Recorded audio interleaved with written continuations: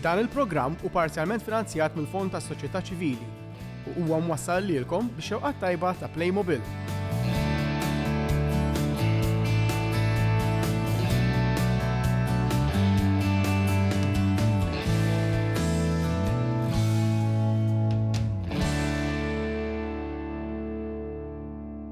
Insellmilkom, nilqawkom lura għal programm ieħor mis-sensiela Mea. Għal din il-ġimgħa se nkunu qegħdin niddiskutu n-negozju u l-konsumaturi. Dak li jsejjaħ konsumerizmu evolva matul is-seklu 20.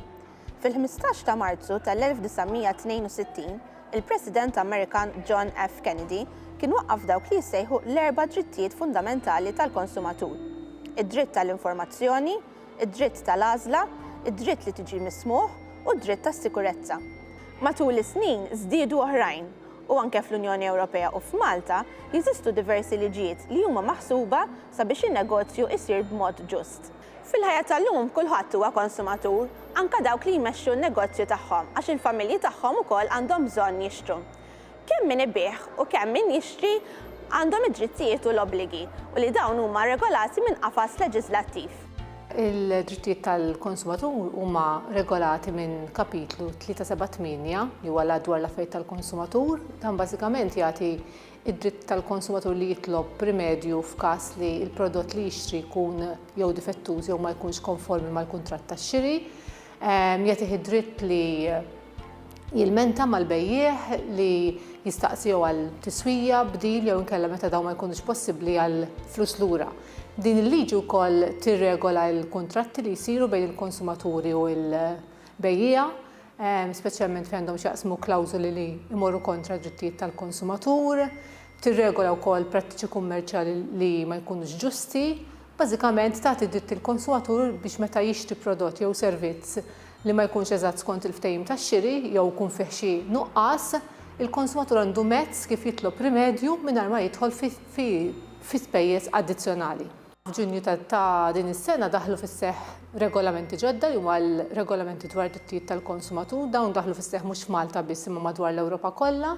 Dawn jagħtu aktar drittijiet lill-konsumaturi Ewropej, speċjalment meta dan jixtri mill-bogħod jew lil mill-post tan-negozju. Il-cooling off period inbidel permezz ta' dawn il-liġijiet ġodda sa sar 14-il jum minn meta l-oġġett jasal għand il-konsumatur jew inkella f'każ ta' servizz minn meta jiġi ffirmat il-kuntratt ta' dak is-servizz. Ukoll permezz ta' dawn il-liġijiet il-konsumatur għandu dritt ukoll għal aktar informazzjoni u informazzjoni ċara għandha tingħatalu bil-miktub, speċjalment meta jsir xiri mill-bogħod u mill-post tan-negozju.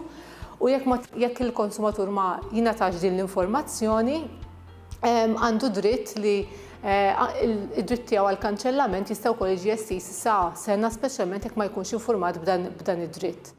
In-negozjanti kif iħarsu lejn l-MCCAA jarawha taxkil għan-negozju tagħhom? Huma ir-regoli esaġerati u l-burokrazija żejda li xxekkel lin-negozju għaliex fihom infushom ir-regoli jgħinu lin-negozjant jimxi aħjar. Ir-regoli jgħinu lin-negozjant jikseb aktar klijentela, jikseb aktar konsumatur.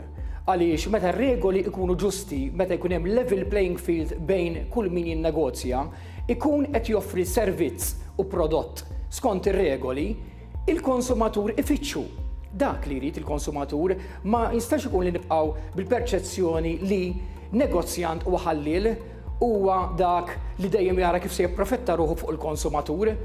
Għalhekk jeżistu r-regoli, in-negozjant jimxi ma' dawk ir-regoli u bekk jagħti servizz aħjar lill-konsumatur. Il-passat ma kienx passat feliċi għalina. Il-passat kien anke meta kont tara advert fuq it-television, qisu dejjem il-konsumatur għandu raġun. Ġifieri għandek x'għandek, il-konsumatur għandu raġun. Min qed ibegħlek għandu tort. Issa kien hemm dik il-mannara. U rrid fil-fatti li aħna 80% tal-kontestazzjonijiet li kien hemm konna nitilfuhom. 80%, ġifieri biex titlef 80%, jien ma naħsibx li kien hawn 80% kulħadd ħażin. Is-sistema kienet ħażina. Kieku l-MCCA taqbad parti mill-kampanja tagħha kemm il-tranzazzjoni ssir f'ġurnata. Jien ngħidlek li jsiru l-miljuni. Mela għax inti kull tranzazzjoni immaġina kull bniedem u bniedma u tifel u tifla u minu li marġa l-ħanut u xtara xi ħaġa. Ma daw tranzazzjonijiet il-ħin kollu jsiru miljuni. Ġifieri in-nuqqasijiet li l-MCCA jkollha rapport fuqhom, kieku għamlu statistika, kieku jiġi negliġibbli. Immaġina inti għandek 1000 miljun tranzazzjoni f'ġurnata u f'dil miljun kien hemm trej li kellhom complaint ta' xi ħaġa li qatt ma saret u jien ili ngħidha di. Inti tittara għax il-ħin kollu anke inti ġejtaw għamilna tranzazzjoni jisna. Issa di tranzazzjoni daw miljuni. U mbagħad insemmu fil-gazzetta ngħidu isma' law kien hawn daw il-każi u dawk il-każi taf inti bad news travel more. Imma l-good practices li jkun hemm. Għalfejn ma nsemmuhomx ukoll. Il-qafas leġislattiv qiegħed hemm biex jipproteġi id-drittijiet u l-obbligi ta' min jixtri u ta' min ibih. X'inhuma dawn id-drittijiet u l-obbligi? Il-bejjieħ għandu l-obbligu li jipprovdi lill-konsumatur b'dak l-oġġett li jkun ftehim fuq u waqt li jkun sar ix-xiri. L-oġġett mibjuħ fil-fatt għandu jkun kif deskritt waqt ix-xiri, għandu jagħmel funzjoni li prodott normali ta' dak it-tip jagħmel. Jekk ikun hemm sar xi arranġament partikolari waqt ix-xiri għandu jonora dak l-arranġament. U l-prodott ukoll għandu jkun ta' kwalità li tistenna minn prodotti simili. Meta ma jkunx hekk, il-konsumatur għandu dritt li jilmenta mal-bejjieħ u li jitlob rimedju. Għandu dritt dan id-dritt jibqa' validu sa' sentejn mid-data tax-xiri ta' dak il-prodott, jekk matul dawn is-sentejn joħroġ xi difett fl-oġġett jew jirriżulta li l-prodott ma kienx kif kien miftehim waqt ix-xiri, il-konsumatur jista' jitlob rimedju mingħand il-bejjieħ. Il-konsumatur għandu wkoll numru ta' obbligi meta jagħmel ix-xiri tiegħu. L-ewwel nett jekk għandu bżonn xi prodott partikolari jikkomunika sew mal-bejjieħ dak li għandu bżonn, ġifieri qed jistenna xi ħaġa minn prodott jgħidlu eżattament x'għandu bżonn, ħalli ma jkunx hemm informazzjoni li ma tkunx ċara waqt li jkun qed isir ix-xiri. U wkoll importanti li l-konsumatur jiċċekkja sew l-affarijiet li jkun qed jixtri, speċjalment f'każ ta' difetti li jidhru, għax jekk inti jkollok prodott li jkun fih xi difett li jidher jew li seta' l-konsumatur induna bih waqt ix-xiri u dan ma jkunx induna bih u għal li jsir ix-xiri forsi jiskopri dan id-difett li seta' kkawżaw stess, hemmhekk ikun hemm element ta' dubju ta' jekk il-prodott kienx difettuż jew le, aħjar wieħed jippreveni dawn is-sitwazzjonijiet billi jiġi ċċekkjat sew il-prodott qabel ma joħroġ mill-ħanut. Importanti li l-konsumaturi għalli jkollu l-prova tax-xiri, ġifieri li tal-ħanut tidħli rċevuta, jew karta li turi minn fejn nixtara dak il-prodott u meta nxtara dak il-prodott ħalli f'każ ta' ilment ikollu prova minant min xtraħ dak l-oġġett partikolari u għalhekk minant min qed jitlob dak ir-rimedju. U ovvjament irid juża l-oġġett il-konsumatur skont il-ftehim tax-xiri għandu jara l-istruzzjonijiet li ġormjew il-prodott u jimxi magħhom u jieħu ħsiebu kif suppost, għaliex jekk hu jikkawża xi danni f'dak l-oġġett wara ma jkollux dritt li jerġa' jmur lura tal-ħanut u jitlob rimedju. L-ICC huwa netwerk ta' ċentri madwar l-Ewropa kollha, jeżistu 30 ċentri madwar l-Ewropa, jiġifieri f'kull stat membru tal-Unjoni Ewropea u hemm ukoll żewġ ċentri oħrajn fin-Norveġja u fl-Iżlanda. In-netwerk taċ-ċentri Ewropew għall-konsumatur huwa finanzjati mill-Istati membri u mill-Kummissjoni Ewropea. L-għan taċ-ċentri huwa li noffru informazzjoni lill-konsumaturi Ewropej fuq dak kollu li għandu x'jaqsam mal-affarijiet tal-konsumatur fis-suq Ewropew, kif ukoll li nagħtu assistenza lill-konsumaturi meta jkollhom jiltaqgħu ma' xi problema ma' kummerċant li huwa sitwat f'wieħed minn dawn il-pajjiżi membri. X'tip ta' assistenza noffru aħna? L-ewwel li nagħmlu huwa illi natu parir lill-konsumatur kif għandu jikkuntattja lill-bejjieħ sabiex jassigura drittijiet tiegħu skont il-liġi applikabbli. Wara jekk il-konsumatur jibqa' ma jsolvix il-problema tiegħu jista' jiġi għandna bl-informazzjoni kollha fuq il-każ tiegħu u aħna ngħinu lill-konsumatur jilħaq ftehim permezz li nikkuntattjaw lill-kummerċant f'isem il-konsumatur blan dejjem li nilħqu ftehim amikevoli.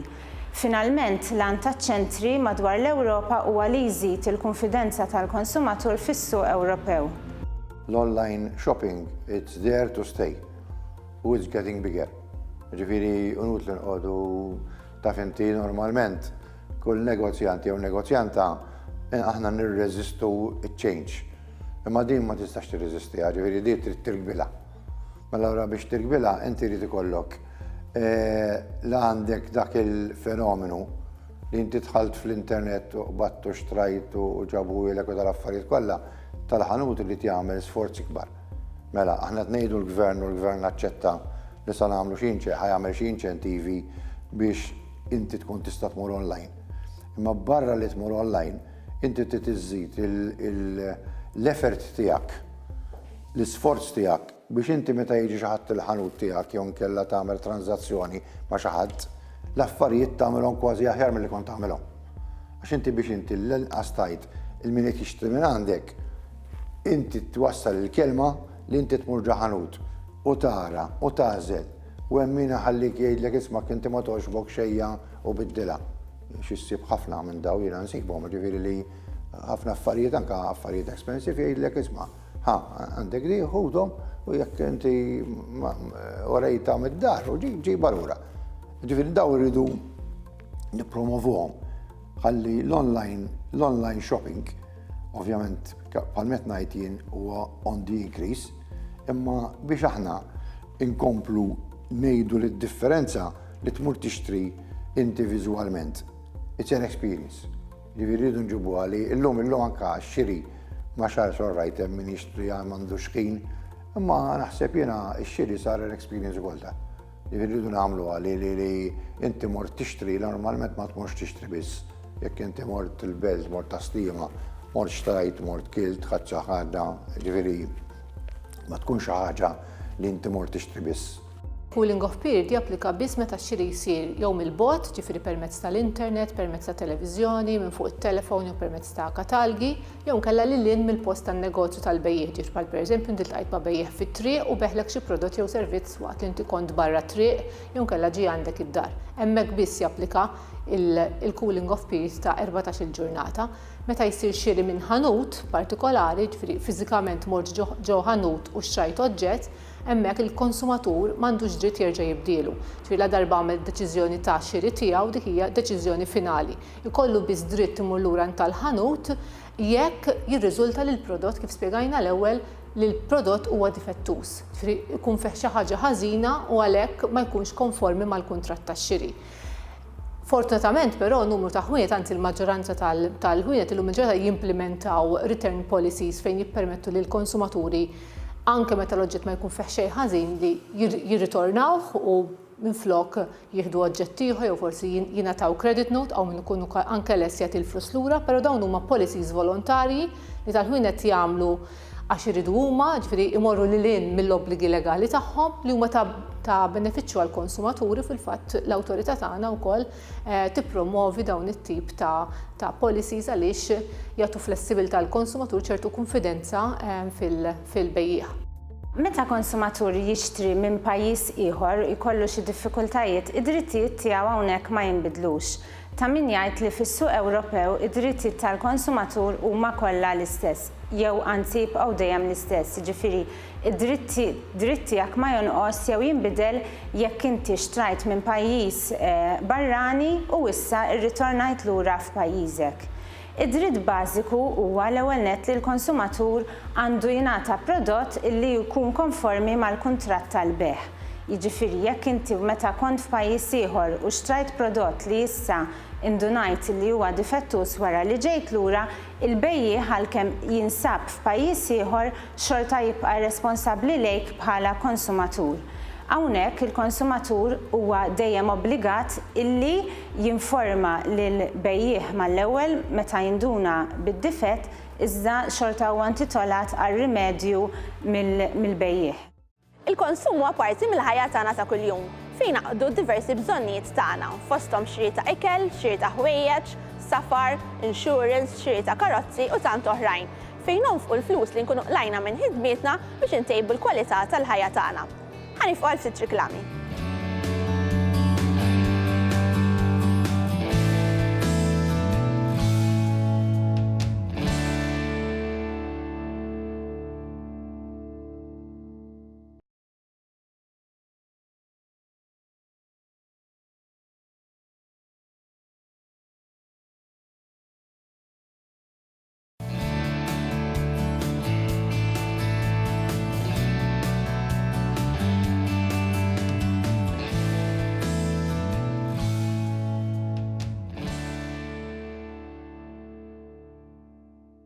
Nilqawkom lura magħna.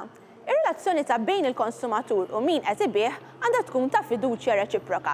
X'qed isir biex din il-fiduċja tiżdied? It-Trustmark hija skema li ħolqot l-Awtorità ta' Malta l-Kompetizzjoni u l-Affarijiet tal-Konsumatur li tippromuovi il-fiduċja bejn min jixtri u min ibih. Din l-iskema jista' jidħol fiha kulħadd, kull negozju li jbieħ xi prodott jew servizz lill-konsumatur, kemm negozju kbir kif ukoll negozju żgħir, li għandu jagħmel min jidħol f'din l-iskema huwa li jimxi ma' kodiċi ta' kondotta. Dan il-kodiċi bażikament ikopri ċ-ċiklu kollu tax-xiri minn meta jsir il-riklamar ta' prodott sakemm sal-proċess waqt li jkun qed isir ix-xiri bejn il-konsumatur u l-bejja anke wara x-xiri, li l-iktar li tiffoka huwa li tippromuovi prattiċi ta' negozju li huma tajbin, li huma ta' benefiċċju għall-konsumatur, torbot ukoll il-bejjieħ li jimxi mal-liġijiet, qed ikkommetti ruħu li hu lest li jimxi mal-liġijiet. F'każ ta' ilmenti min jidħol fl-iskema wkoll qed jintrabat li kemm jista' jkun isolvi l-ilmenti u ma jħallix li dawn jitresqu quddiem it-tribunal tal-bit tal-konsumaturi, ġifieri dak li jkun jipprova isolvi l-problema li jkollu mal-klijenti tiegħu b'mod amikevoli. Hija skema mingħajr ħlas, skema volontarja, però min jidħol fiha irid jimxi ma' dan il-kodiċ ta' kondotta. Lili aħna konna qbilna magħhom, aħna konna qbilna hawnhekk dik ta' Trustmark kienet ħadmet perfettament meta qlibna l-euro. Aħna konna involuti bħala GRTU li inti konna għamilna arranġament li inti jkollok li dal-ħanut huwa għandu ċertifikat fis-sens li aħna il-sidin daw is-sidin tal-ħwienet li għamlu din il-plakka barra se jonoraw l-agreement li hemm jekk inti mort b'lira Maltija. Da se jkun fidili lejk u jtik il-bqija bl-euro kif suppost. Ġifieri mela dik hija kienet ħadmet. U anka ħdimna ma' l-MCCA wkoll li din il-prattika tajba wkoll. Għax inti li għandek ċertifikat fil-armatura tiegħek barra li inti għandek il-kredenzjali mingħand l-MCCA li hija dana għandek ċertifikat aħna naqblu magħha. Issa nejmin xejn m'għandniex problemi ta' jekk inti hemm xi ħadd li riputatament mhux qed jagħti servizz jew inkella qed jagħmel xi ħaġa li qed jagħmel ħsara mhux lilu, ovvjament qed jagħmel ħsara lilu, ma jagħmel ħsara lil sħabu li jagħtu servizz tajjeb. U aħna billi jissemmew dak rajt hemm xi kriterji ma nafx kif huma ma aħna konna qbilna li iva jekk inti mhux qed tagħti servizz tajjeb għandek tkun innejjat. L-awtorità tagħna tagħmel name and shame meta jkun hemm deċiżjonijiet ta' tribunal li ma jiġux onorati mill-bejjieħ inti għandek proċess. L-ewwel inti kollok konsumatur li jilmenta magħna għaliex ma jilħaqx ftehim mal-bejjieħ. Jilmenta magħna u aħna nippruvaw nagħmlu l-medjazzjoni bejn iż-żewġ partijiet. Meta din ma tirnexxix, il-konsumatur jista' jagħżel jressaq il-każ tiegħu quddiem it-tribunal. La darba tribunal jiddeċidi fuq dak il-każ, id-deċiżjoni tal-tribunal għandha saħħa legali daqs li kieku ħarġet mill-qorti ċivili. Issa biex aħna nagħmlu name and shame bħala awtorità, irid ikun li l-bejjieħ tkun ħarġet sentenza kontra tiegħu minn dan it-tribunal u ikun injora dik is-sentenza u bażikament jiddeċiġi xorta li ma jagħtix kumpens lill konsumatur. Hemmhekk aħna bħala awtorità għandna saħħa legali li jekk irridu nagħmlu name and shame ta' dawk il-kumpaniji li qed bażikament qed jimxu kontra l-liġi għaliex mhux qed jonoraw deċiżjoni tal-tribunal. Fi żminijiet ta' festi huma ħafna dawk li joħorġu jixtru u normalment il-beħ jiżdied. X'effetti għandhom dawn iż-żminijiet fuq in-negozju u x'inhuma l-implikazzjonijiet tal-liġijiet tal-konsumatur għal dawn iż-żminijiet? Il-liġijiet tal-konsumatur ma jinbidlux dejjem l-istess is-sena kollha.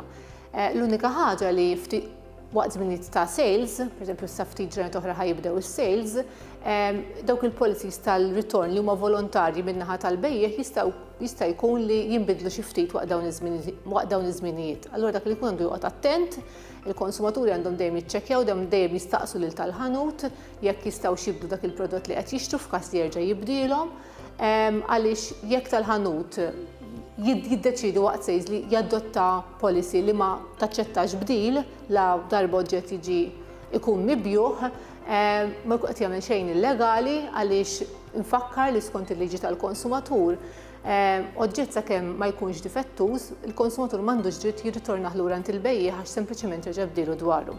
Iż-żmien tal-miliet iġib miegħu ferħ u għada u anke żieda fin-negozju permezz tax-xiri tar-regali. U għaliex le, xi kapriċċ li nkunu ilna nfadlu għalih. Ninsabu fi żmien il-festi tal-miliet u din hija opportunità oħra għal negozjanti mhux biss biex iżidu il-profitt tagħhom, iżda hija opportunità fejn jistgħu iżidu il-klijentela tagħhom għax huwa mument fejn il-konsumaturi jkunu qed jagħmlu tiftix qed ifittxu aktar minn ħwienet differenti.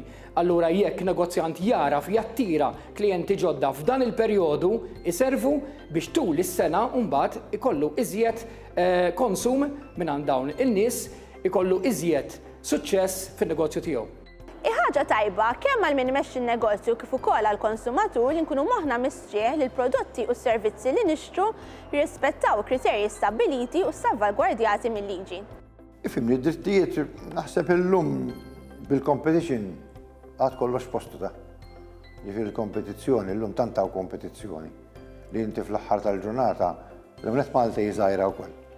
Bħala li Malta żgħira wkoll, bħalma għandna s-sejjing Maltija in-nies magħrufa, ġifieri jekk inti għandek stabbiliment li ma jitrattax il-klijenti tiegħu tajjeb, Malta tiġri malaj il-kelma. Jiena naħseb li llum drajna u kulħadd anke l-ħwienet draw li inti l-klijenti li jkollok kemm Maltin u kemm barranin huwa id-dmir tiegħek li tagħti l-aqwa servizz għax bl-aqwa servizz huwa li inti tista' tmur l quddiem.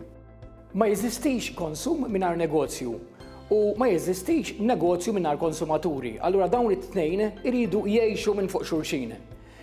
Il-MBA tagħti parir lill-membri tagħha imorru oltre milli dak li tajt il-liġi, jiġifieri li jsegwu ir-regolamenti u l-liġi ta' drittijiet u dmirijiet tal-konsumatur.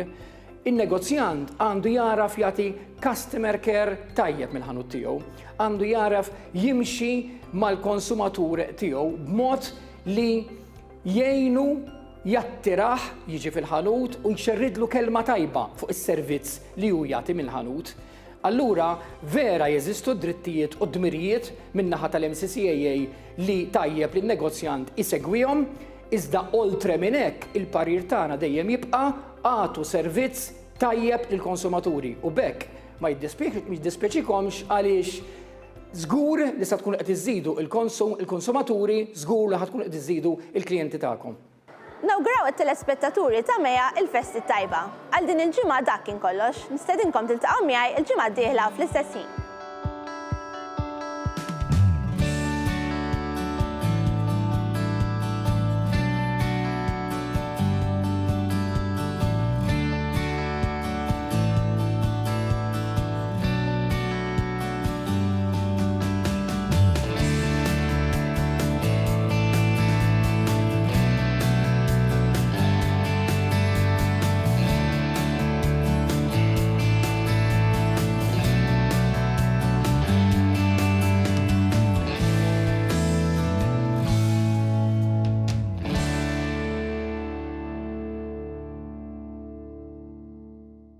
Dan il-programm hu parzjalment finanzjat mill-Fond tas-Soċjetà Ċivili u twassal lilkom bix-xewqat tajba ta' Playmobil.